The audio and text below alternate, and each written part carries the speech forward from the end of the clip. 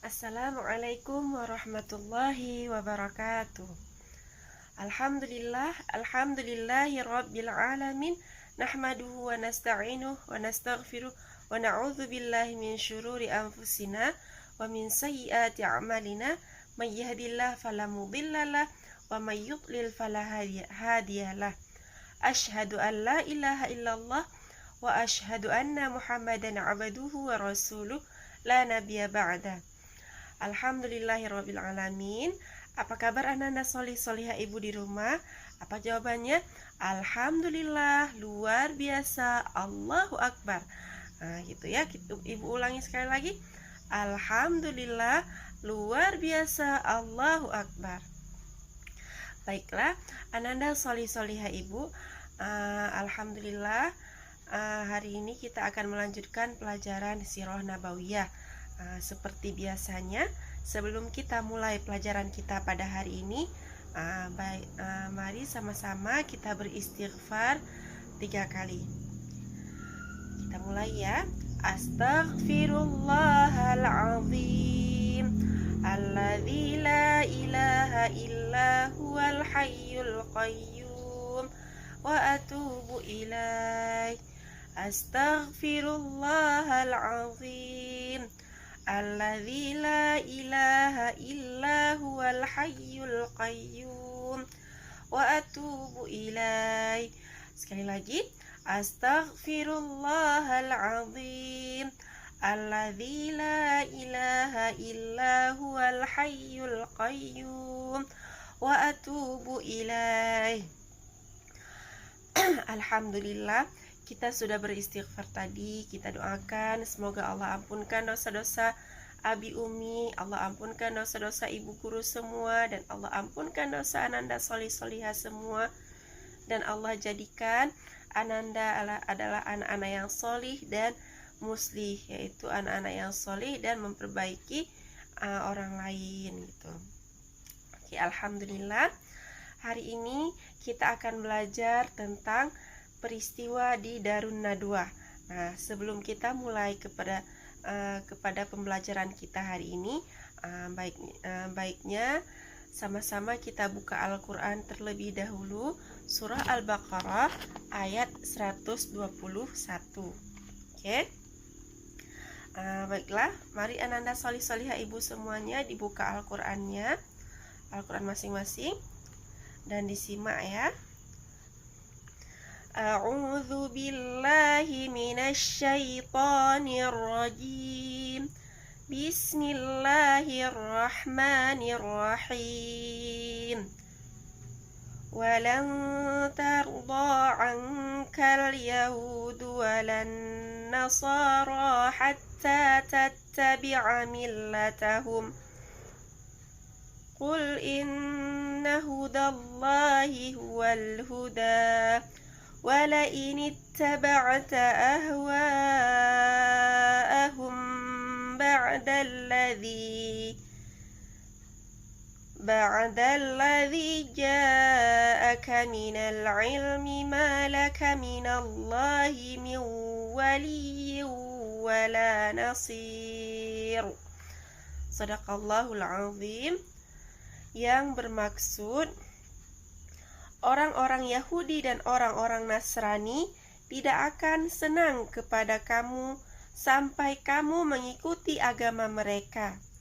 Katakanlah, sesungguhnya petunjuk Allah itulah petunjuk yang benar, dan jika kamu mengikuti kemauan mereka setelah pengetahuan yang datang kepadamu, maka Allah tidak lagi menjadi pelindung dan penolong bagi kamu.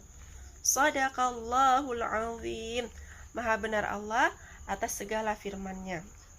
Nah, ananda solih-solihah, dalam Al-Quran ayat 121 ini juga menjelaskan bahwa situasi orang-orang kafir yang pada zaman Rasulullah, bahkan pada saat ini, mereka tidak pernah ridho dengan orang-orang muslim yang membawa kebenaran, orang-orang muslim yang menganut kebenaran, orang-orang muslim yang percaya kepada Allah.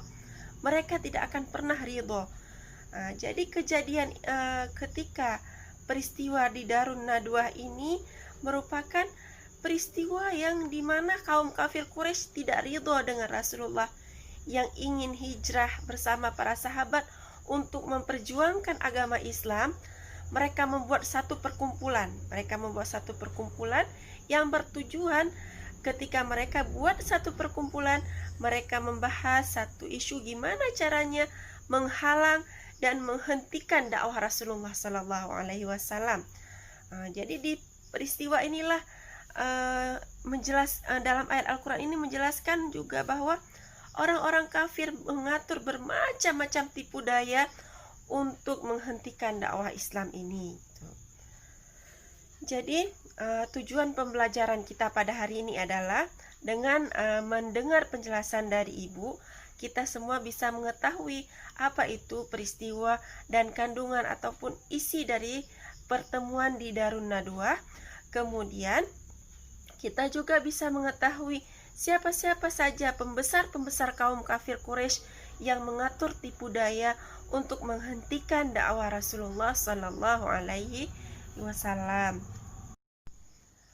Baiklah, sekarang kita akan mempelajari tentang dan mengkaji tentang apa itu peristiwa di Darun Nadwah. Peristiwa ataupun parlimen di Darun Nadwah ini merupakan suatu perjumpaan ataupun perhimpunan atau pertemuan oleh semua pembesar-pembesar kaum kafir Quraisy bertemu di satu tempat. Kalau di bahasa kita sekarang mungkin seperti balai atau tempat ataupun dewan. Di situ mereka membahas bagaimana caranya untuk menghentikan dakwah Rasulullah Sallallahu Alaihi Wasallam. Karena situasi pada saat itu para sahabat sudah ramai yang berhijrah kemana, Ananda Solihah Ibu? Iya, betul, sudah berhijrah ke kota Madinah. Seperti yang sudah kita pelajari sebelumnya, siapa sahabat-sahabat yang sudah berhijrah, yaitu Umar bin Khattab, Ali belum ya, dan 2 orang sahabat lagi yang Ibu tanyakan di UHA kemarin. Nah, setelah kejadian tersebut, kaum kafir Quraisy mulai ketakutan. Mengapa mereka ketakutan? Karena mereka takut jika Rasulullah hijrah juga ke Madinah, kemudian agama Islam berkembang di Madinah, dan agama Islam akan memberi perubahan ke kota Mekah juga, sehingga agama paganisme ataupun agama yang menyembah patung yang disembah oleh kaum kafir Quraisy akan hilang di permukaan bumi. Itulah yang mereka sangat takuti pada saat itu. Kemudian peristiwa di Darun Nadwah ini terjadi pada tanggal 12 September 622 Masehi. Nah, peristiwa ini terjadi setelah 2 bulan terjadinya Bai'at Aqabah Kubra. Bai'at Aqabah Kubra ataupun kita sebut dengan Bai'at Aqabah yang kedua. Jadi peristiwa ini terjadi setelah terjadinya perjanjian Aqabah antara kaum muslimin dari Madinah dengan Rasulullah Sallallahu Alaihi Wasallam. Tujuan mereka hanya satu. Tujuan mereka adalah untuk menghentikan dakwah Rasulullah Sallallahu Alaihi Wasallam di permukaan bumi ini. Kemudian pada perhimpunan tersebut, ketika semua pembesar-pembesar Quraisy sudah sampai, siapakah pembesar-pembesar Quraisy tadi? Nah, di antara pembesar-pembesar Quraisy tersebut ada Abu Jahal, orang yang dikenal sangat jahat. Kemudian Jubair bin Mut'im, kemudian Syaiban bin Utbah, kemudian Abu Bakhtari bin Hisham. Itu di antara orang-orang pembesar Quraisy yang hadir di parlemen di Darun Nadwah. Masih banyak lagi Ananda Solihah Ibu. Kemudian ketika mereka hendak ataupun hampir melakukan perjanjian parlemen di Darun Nadwah ini, datanglah iblis. Iblis tersebut menyerupai seperti seorang lelaki yang tua. Kemudian dia datang, dia berdiri di hadapan pintu. Ketika dia berdiri di hadapan pintu, orang-orang pembesar kaum kafir Quraisy menanyakan, siapakah lelaki tersebut? Tidak ada yang mengetahui siapa lelaki tersebut. Kemudian ditanyalah oleh salah seorang pembesar Quraisy pada saat itu, siapakah engkau? Dia pun mengatakan, aku adalah orang tua yang datang dari kota Najd untuk mendengar hasil dari parlemen ataupun persepakatan di Darun Nadwah ini. Kemudian orang tua yang iblis yang menyerupai orang tua tadi pun diundang masuk ke dalam parlemen di Darun Nadwah juga bersama-sama. Kemudian di sanalah mulai terjadinya rapat musyawarah di antara mereka, bagaimana caranya untuk menghentikan dakwah Rasulullah Sallallahu Alaihi Wasallam. Kemudian salah satu dari mereka memberi satu ide. Dikatakan begini, bagaimana seandainya kita buang saja Muhammad ke negeri lain? Kemudian orang tua tadi pun berkata seperti ini, tidak bisa Muhammad, jika engkau membuang Muhammad ke negeri lain, sudah pasti Rasulullah Sallallahu Alaihi Wasallam akan berdakwah di negeri tersebut. Dengan situasi Rasulullah adalah orang yang sangat disukai oleh masyarakat, bahkan orang-orang kafir Quraisy menghargai dan menghormati Rasulullah Sallallahu Alaihi Wasallam. Jadi itu yang disampaikan oleh iblis tadi, penolakan dari iblis. Kemudian ide yang pertama ditolak. Ide yang kedua apa? Ide yang kedua adalah bagaimana seandainya Muhammad kita kurung di dalam satu jeruji besi, kemudian kita tidak memberi dia makan dan kita biarkan dia sampai wafat. Itu yang dikatakan oleh salah seorang pembesar Quraisy. Kemudian orang tua ataupun iblis tadi pun menjawab, jika engkau kurung Muhammad di dalam jeruji besi, dia tidak akan mati karena nanti sahabatnya akan datang dan memberi pertolongan kepada Rasulullah Sallallahu Alaihi Wasallam. Itulah tipu daya yang dicampur adukkan oleh syaitan, oleh iblis pada saat itu. Kemudian orang yang paling jahat di kota Mekah pun berkata, siapa orang yang paling jahat? Ibu sudah sampaikan tadi, nak. Iya, betul Ananda Solihah ibu. Orang yang paling jahat di kota Mekah adalah Abu Jahal bin Hisham. Kemudian dia berkata seperti ini dengan gelagat yang sombong sekali, dan dia merasa bahwa idenya itu akan brilian. Tapi memang betul idenya itu diterima oleh semua pembesar-pembesar kaum kafir Quraisy. Kemudian dia berkata seperti ini, bagaimana seandainya kita pilih satu pemuda yang didengar oleh semua kaumnya, dan pemuda tersebut dari satu kabilah ataupun kaum-kaum tertentu yang kuat, yang didengar oleh kaumnya, yang gagah perkasa, kita minta untuk mereka mengepung Muhammad dan kita berikan mereka pedang satu orang satu, kemudian mereka menebas Rasulullah Sallallahu Alaihi Wasallam. Kemudian jika seandainya dimintai pertanggungjawaban, maka mereka tidak bisa meminta pertanggungjawaban karena orang-orang yang kita pilih tersebut adalah orang-orang yang didengar oleh semua orang di kaumnya. Mungkin kita hanya membayar diat ataupun denda saja pada saat itu. Kemudian apa yang terjadi? Ide jahat dari orang yang terjahat tersebut akhirnya diterima bahkan oleh iblis, laknatillah itu sekalipun. Jadi ide tersebut pun diterima. Mereka pun sudah merasa, wah mereka sangat bangga.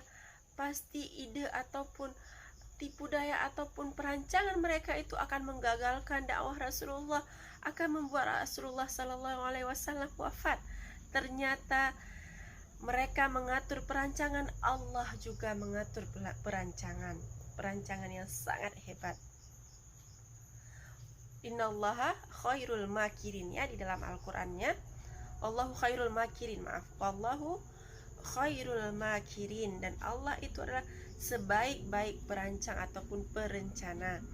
Kemudian sebelum mereka mengadakan ataupun mengepung rumah Rasulullah, di sisi lain malaikat Jibril turun bertemu dengan Rasulullah, kemudian menyampaikan wahyu kepada Rasulullah, wahai Rasulullah, bahwa Allah sudah mengizinkan engkau untuk berhijrah ke kota Madinah.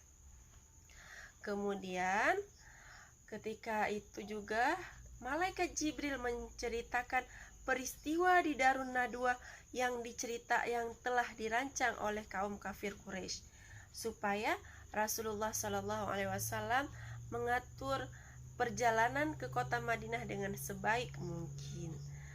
Jadi saat itulah Allah juga sedang merancang sesuatu yang sangat hebat untuk Rasulullah SAW. Jadi baiklah Ananda solihah ibu yang ibu sayangi dan yang ibu rindugi, untuk tugas Ananda solih dan solihah ibu, silahkan Ananda catat apa yang telah ibu sampaikan di dalam penjelasan ibu tadi. Insya Allah ibu akan berikan poin-poin yang perlu Ananda catat. Kemudian silahkan Ananda kirimkan ke grup yang akan ibu berikan linknya nanti. Kemudian Ananda solihah ibu, untuk kesimpulan pembelajaran kita pada hari ini, kita merupakan orang muslim, orang yang sesungguhnya memang betul-betul kita Islam. Hati kita, diri kita, seluruh hidup kita adalah orang yang Islam, yang percaya kepada agama Islam. Kita harus menjadi orang yang kuat, karena Ananda solihah ibu, peristiwa untuk menghentikan dakwah Islam ini bukan hanya terjadi pada zaman Rasulullah SAW saja, akan tetapi orang-orang yang sedang mengatur tipu daya ataupun merancang sesuatu yang jahat untuk menghentikan agama Islam sedang terjadi saat ini. Hal ini sudah banyak terjadi, nak. Hal yang terbesar dan sudah sangat lama dan masih berlaku sampai saat ini, yaitu peristiwa saudara kita di Palestina. Sampai saat ini masih dalam siksaan. Kemudian bermacam-macam lagi penyiksaan terhadap agama Islam, penyiksaan terhadap ulama kita. Ini merupakan perancangan orang-orang kafir untuk menghentikan dakwah Islam ini, nak. Jadi Ananda solihah ibu, tanamkan di dalam hati Ananda dan minta kepada Allah, ya Allah, tolong lindungi kami dan ambil kami dalam keadaan iman dan Islam kepada Engkau, wahai Allah. Jangan ambil kami dalam keadaan tidak beriman kepadamu. Doakan seperti itu, doakan untuk abi umi, doakan untuk ibu guru semuanya. Insya Allah doa-doa baik akan kembali kepada orang yang mendoakan.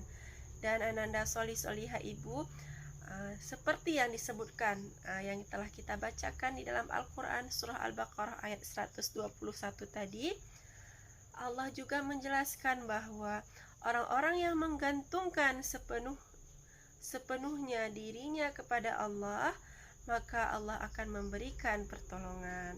Jadi jangan takut kepada bermacam-macam rintangan yang diberikan oleh orang-orang yang kafir, orang-orang yang zalim yang ingin menghentikan agama Islam ini.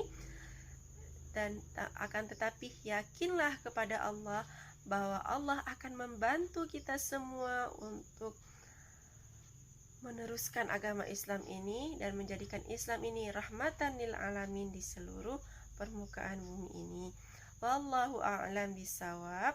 Yang benar datangnya dari Allah, yang salah datangnya dari kekurangan diri ibu sendiri selaku hamba yang lemah. Kita tutup kelas kita dengan tasbih kafarah. Subhanakallahumma wa bihamdika asyhadu an la ilaha illa anta astaghfiruka wa atubu ilaik.